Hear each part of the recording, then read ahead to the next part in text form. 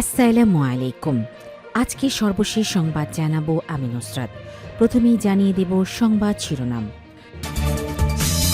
যুক্তরাষ্ট্রের সল্টলেক সিটিতে গির্জার সামনে গুলিবর্ষণ, নিহত 2। সাবেক সেনা কর্মকর্তা জিয়াউলের বিরুদ্ধে অভিযোগ গঠনের আদেশ 14 জানুয়ারি। F-17 যুদ্ধবিমান রপ্তানি করে IMF এর ঋণ থেকে মুক্তি চায় পাকিস্তান। সর্বশেষ জানাবো মাইলস্টোনে বিমান দুর্ঘটনা, ক্ষতিগ্রস্ত পরিবারের 5 দফা দাবি। শিরোনাম শুনলেন, এবারে বিস্তারিত। যুক্তরাষ্ট্রের সল্টলেক সিটিতে গির্জার সামনে গুলিবর্ষণ, নিহত 2। যুক্তরাষ্ট্রের ইউটাহ অঙ্গরাজ্যের রাজধানী সল্টলেক সিটিতে একটি গির্জার বাইরে পার্কিং লটে ঝগড়ার এক পর্যায়ে নির্বিচারে গুলিবর্ষণে অন্তত 2 জন নিহত হয়েছেন। বুধবার 7 জানুয়ারি সল্টলেক সিটির Church of Jesus Christ of Latter Day Saints বা মর্ম গির্জায় একটি অন্ত্যেষ্টিক্রিয়া বা স্মরণসভা চলার সময় বাইরে এই রক্তক্ষয়ী ঘটনাটি ঘটে। পুলিশ মুখপাত্র গ্লেন মিলস সাংবাদিকদের জানিয়েছেন, এই হামলায় অন্তত 8 জন প্রাপ্তবয়স্ক ব্যক্তি গুলিবিদ্ধ হয়েছেন। তাদের মধ্যে 2 জনের মৃত্যু হয়েছে এবং 3 জনের অবস্থা বর্তমানে অত্যন্ত আশঙ্কাজনক। আহত বাকিদের শারীরিক অবস্থা সম্পর্কে তাৎক্ষণিকভাবে বিস্তারিত কিছু জানা যায়নি। পার্কিং লটে কোনো একটি বিষয় নিয়ে বাকবিতণ্ডা শুরু হয়েছিল এবং এক পর্যায়ে সেখানে গুলি চালানো হয় বলে পুলিশের প্রাথমিক তদন্তে উঠে এসেছে। পুলিশ জানিয়েছে যে স্মরণসভা চলাকালীন আকস্মিক এই হামলায় গির্জা প্রাঙ্গণে চরম আতঙ্ক ছড়িয়ে পড়ে। বর্তমানে হামলাকারীদের ধরতে বিশাল তল্লাশি অভিযান শুরু করেছে আইন শৃঙ্খলা রক্ষাকারী বাহিনী। ঘটনার সময় গির্জায় উপস্থিত থাকা কয়েক ডজন প্রত্যক্ষদর্শীকে জিজ্ঞাসাবাদ করা হচ্ছে। যুক্তরাষ্ট্রের কেন্দ্রীয় গোয়েন্দা সংস্থা FBI এই তদন্তে পুলিশকে সহায়তার প্রস্তাব দিয়েছে। তবে পুলিশ স্পষ্ট করেছে, প্রাথমিক আলামত অনুযায়ী এটা কোনো নির্দিষ্ট ধর্ম বা ধর্মীয় গোষ্ঠীর উপর পরিকল্পিত হামলা ছিল বলে তারা মনে করছেন না। এই ঘটনার তীব্র নিন্দা জানিয়ে Church of Jesus Christ of Latter Day Saints কর্তৃপক্ষ একটি আনুষ্ঠানিক বিবৃতি প্রকাশ করেছে। বিবৃতিতে তারা বলেছে যে উপাসনার জন্য নির্ধারিত পবিত্র কোনো স্থানে একই ধরনের সহিংসতা অত্যন্ত উদ্বেগজনক এবং তারা এই ট্র্যাজেডিকে ক্ষতিগ্রস্ত সকলের জন্য প্রার্থনা করছে। সল্টলেক সিটির পুলিশ বিভাগ জানিয়েছে, পার্কিং লটে ঝগড়ার সূত্রপাত কিভাবে হয়েছিল এবং কতজন এই গুলিবর্ষণের সরাসরি অংশ নিয়েছিল তা খতিয়ে দেখা হচ্ছে। ঘটনার পর থেকে পুরো এলাকাটি ঘিরে রেখেছে পুলিশ এবং সন্দেহভাজনদের অবস্থান শনাক্ত করতে ড্রোন ও ডগ স্কোয়াড ব্যবহার করা হচ্ছে। বন্দুক সহিংসতা আর্কাইভের তথ্য অনুযায়ী যুক্তরাষ্ট্রের নির্বিচার গুলিবর্ষণের ঘটনা উদ্বেগজনকভাবে বাড়ছে। গত 1 বছরে দেশটিতে 4 শতাধিক এমন গণগুলিবর্ষণের ঘটনার রেকর্ড করা হয়েছে। নতুন বছরের শুরুতে এই মর্মান্তিক ঘটনাটি দেশটিতে বন্দুক নিয়ন্ত্রণ আইন এবং জননিরাপত্তা নিয়ে নতুন করে বিতর্কের জন্ম দিয়েছে। সল্টলেক সিটির মেয়র এই ঘটনাকে শহরের জন্য একটি অন্ধকার দিন হিসাবে অভিহিত করেছেন এবং অপরাধীদের দ্রুত বিচারের আওতায় আনার প্রতিশ্রুতি দিয়েছেন। বর্তমানে আহত ব্যক্তিদের স্থানীয় হাসপাতালে চিকিৎসা দেয়া হচ্ছে এবং তাদের পরিচয় গোপন রাখা হয়েছে। সাবেক সেনা কর্মকর্তা জিয়াউলের বিরুদ্ধে অভিযোগ গঠনের আদেশ 14 জানুয়ারি। গুম করে হত্যার ঘটনায় করা মানবতাবিরোধী অপরাধের মামলায় মেজর জেনারেল অবসরপ্রাপ্ত জিয়াউল আহসানের বিরুদ্ধে অভিযোগ গঠনের বিষয়ে আদেশের জন্য আগামী 14 জানুয়ারি দিন ধার্য করা হয়েছে। বৃহস্পতিবার 8 জানুয়ারি উভয় পক্ষের শুনানি শেষে বিচারপতি মোহাম্মদ গোলাম মুর্তজা মজুমদারের নেতৃত্বাধীন আন্তর্জাতিক অপরাধ ট্রাইব্যুনালের এই দিন ধার্য করে। প্রসিকিউশনের পক্ষে শুনানি করেন চিফ প্রসিকিউটর মোহাম্মদ তাজুল ইসলাম। জিয়াউল আহসানের বিরুদ্ধে সাক্ষীদের বর্ণনা ও অভিযোগের বর্ণনা দেন তিনি। জিয়াউল আহসানের পক্ষে শুনানি করে সিনিয়র আইনজীবী মনসুরুল হক চৌধুরী এবং তার বোন আইনজীবী নাজনীন নাহার তারা অভিযোগ থেকে জিয়াউল আহসানের অব্যাহতির আবেদন করেন। এর আগে গত 17 ডিসেম্বর জিয়াউল আহসানের বিরুদ্ধে আনুষ্ঠানিক অভিযোগ দাখিল করলে তা আমলে নেন ট্রাইব্যুনাল। এই মামলায় তার বিরুদ্ধে 3টি অভিযোগ আনা হয়েছে।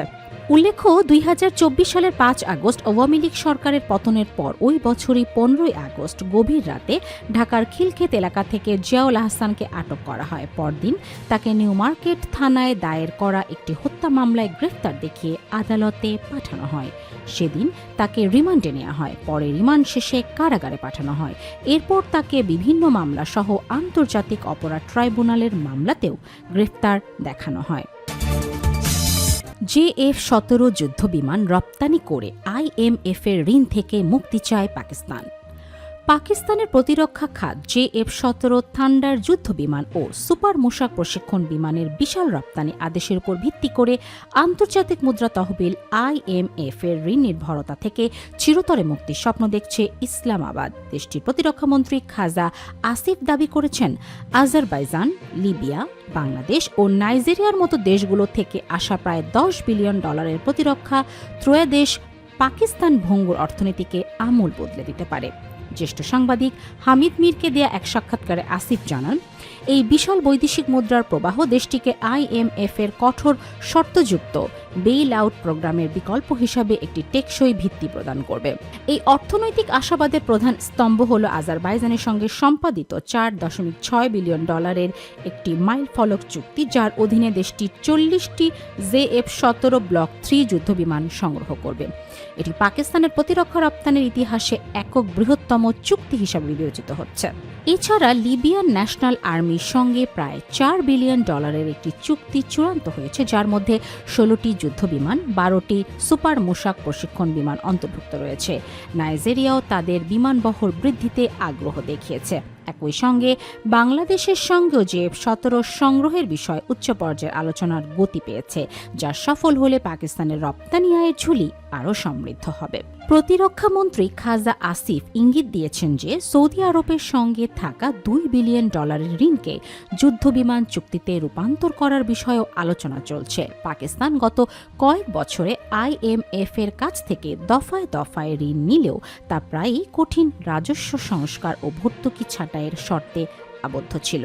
2024-2025 সালে IMF এর এক্সটেন্ড ফান্ড ফ্যাসিলিটি ও জলবায়ু তহবিলের আওতায় কয়েক বিলিয়ন ডলার সহায়তা পেলেও পাকিস্তান এখন নিজস্ব উৎপাদনের মাধ্যমে স্বনির্ভরতা অর্জন করতে চায়। বিশ্লেষকেরা মনে করছেন, $10 বিলিয়ন এই সম্ভাব্য আয় পাকিস্তানের বৈদেশিক মুদ্রা রিজার্ভকে শক্তিশালী করবে এবং লেনদেনের ভারসাম্যের জন্য দাতা সংস্থাগুলোর উপর নির্ভরতা কমিয়ে দেবে। মাইলস্টোনে বিমান দুর্ঘটনা, ক্ষতিগ্রস্ত পরিবারের 5 দফা দাবি। রাজধানীর উত্তরার দিয়াবাড়িতে মাইলস্টোন স্কুল অ্যান্ড কলেজ ক্যাম্পাসে বিমান বাহিনীর প্রশিক্ষণ বিমান বিধ্বস্তের ঘটনায় ক্ষতিগ্রস্ত পরিবারগুলোর 5 দফা দাবি জানিয়েছে। বৃহস্পতিবার 8 জানুয়ারি গত বছরের 21শে জুলাই সেই মর্মান্তিক ঘটনায় বিচার ও ক্ষতিপূরণ নিশ্চিত করতে ঢাকা রিপোর্টার্স ইউনিটের ক্রাইম রিপোর্টার্স অ্যাসোসিয়েশন ক্র্যাবের এক সংবাদ সম্মেলনে এই আয়োজন করা হয়। এতে ক্ষতিগ্রস্ত পরিবারের সদস্যরা পাইলটের ত্রুটি, বিমান বাহিনীর রক্ষণাবেক্ষণে অবহেলা এবং স্কুল কর্তৃপক্ষের ভবন নির্মাণের অনিয়মকে এসব মৃত্যুর জন্য দায়ী করেন। ক্ষতিগ্রস্ত পরিবারগুলোর পক্ষ থেকে উত্থাপিত দাবিগুলো হল: 1. তদন্ত রিপোর্টে উল্লেখ করা পাইলটের উড্ডয়নজনিত ত্রুটি এবং স্কুলের বিল্ডিং কোড অমান্য করার দায়ে সংশ্লিষ্টদের শাস্তি নিশ্চিত করা। সাবেক বিমান বাহিনী প্রধান air chief marshal Sheikh Abdul Hannan অবসরপ্রাপ্ত 3,000 কোটি টাকার দুর্নীতির অভিযোগ তদন্ত করে সেই টাকা উদ্ধার ও ক্ষতিগ্রস্তদের ক্ষতিপূরণ প্রদান। 2. শহীদ পরিবারগুলোর ভবিষ্যৎ নিশ্চিতে হাইকোর্টের রিট পিটিশনে উল্লেখিত রুল অনুযায়ী ক্ষতিপূরণ প্রদান। 3. নিহত শিক্ষার্থী, শিক্ষক ও অভিভাবকদের শহীদি মর্যাদা ও সনদ প্রদান এবং তাদের স্মরণে মেমোরিয়াল নির্মাণ। 4. প্রতি বছর 21শে জুলাইকে জাতীয় শিক্ষা শোক দিবস ঘোষণা করা।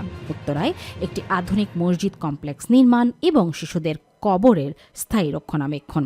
5. ক্ষতিগ্রস্ত পরিবারগুলোকে প্রয়োজনীয় পুনর্বাসনের ব্যবস্থা করা। সংবাদ সম্মেলনে অভিযোগ করা হয়, 2021 থেকে 2024 সাল পর্যন্ত বিমান বাহিনীর বাজেটে বিপুল অর্থ দুর্নীতি না হলে বিমানের রক্ষণাবেক্ষণ ও আধুনিক প্রশিক্ষণ নিশ্চিত করা সম্ভব হতো। পরিবারগুলোর দাবি, দুর্নীতির কারণেই পাইলট সহ 36 জন প্রাণ হারিয়েছেন এবং 172 জন আহত হয়েছেন। তারা মাইলস্টোন স্কুল কর্তৃপক্ষের বিল্ডিং কোড অমান্য করাকেও হতাহতদের সংখ্যা বাড়ার অন্যতম কারণ হিসাবে চিহ্নিত করেন। সংবাদ সম্মেলনে উপস্থিত আশরাফুল ইসলাম, রেজাউল করিম ও রফিক মোল্লারা কান্নায় ভেঙে পড়েন। তারা বলেন, ওই দিন দুপুর 1:12 দিয়াবাড়ি ক্যাম্পাসে বিমানটি আছড়ে পড়লে কোমলমতি শিক্ষার্থী, শিক্ষক ও অভিভাবকেরা জ্বলন্ত আগুনে পুড়ে ও দ্বিখণ্ডিত হয়ে মর্মান্তিকভাবে মৃত্যুবরণ করে। বিশ্ব ইতিহাসে কোনো শিক্ষা প্রতিষ্ঠানের সামরিক বিমান বিধ্বস্ত হয়ে এত বেশি প্রাণহানির নজির নেই। কোনো কোনো দম্পতি তাদের একমাত্র সন্তান বা একাধিক সন্তানকে হারিয়ে আজ নিঃসন্তান ও নির্বংশ।